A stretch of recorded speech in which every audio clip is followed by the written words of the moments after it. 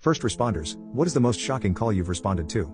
I was working as a volunteer EMT after high school, thinking I could make a difference in someone's life. This specific call was about an older gentleman who was having severe leg pain to the point that he couldn't move it anymore and needed a lift. We figured he'd broken a bone or something else without knowing it and headed on our merry way for what we thought would be a simple call of scooting a guy with a fracture or to the hospital. I couldn't have been more wrong. When we arrived at the address, we were fairly impressed at its location.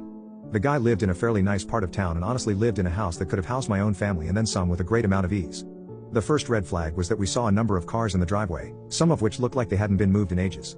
You know, having that fine film of dirt that comes with rain and exposure?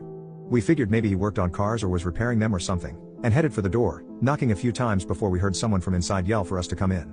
Of course, the guy said he couldn't move his leg, so no surprise there, but we really did expect more than one person living here. We get inside, and I'm immediately hit with the smell of absolute filth.